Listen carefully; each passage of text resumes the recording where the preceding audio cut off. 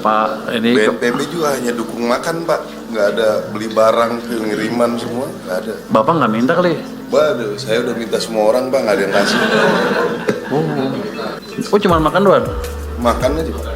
Juga kasihnya makan doang. Oh, lu pelit juga lu. KSAD curhat tentara di Aceh cuma dikasih makan. Purbaya, wah pelit juga lu. Suasana rapat koordinasi Satgas Pemulihan Pasca Bencana DPR RI di Aceh, Selasa, 30 Desember 2025, diwarnai momen unik saat Menteri Keuangan Purbaya Yudi Sadewa berkelakar menyentil Badan Nasional Penanggulangan Bencana, BNPB.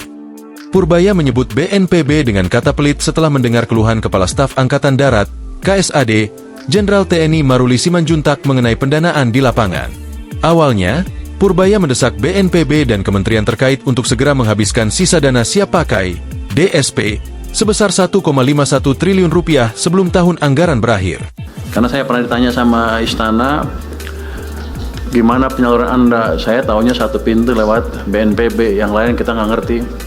Takut kebanyakan jalur, Pak, kita nggak bisa verifikasi. Ujar Purbaya dalam rapat.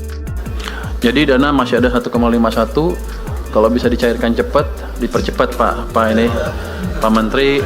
Sambungnya, mendengar penjelasan Menkeu, KSAD Jenderal TNI Maruli Simanjuntak kemudian mengungkapkan realita di lapangan terkait penanganan bencana di Sumatera. Pak, ini BNPB juga hanya dukung makan, Pak. Nggak ada beli barang, pengiriman semua, nggak ada. Bapak nggak minta kali?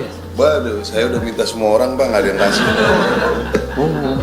Purbaya lalu berkelakar bahwa BNPB hingga Kementerian Pekerjaan Umum, PU, pelit. Oh cuma makan doang? Makan aja, Pak. Juga kasihnya makan doang. Oh, lu pelit juga lu. Dari kita ya? Lu jangan gitu.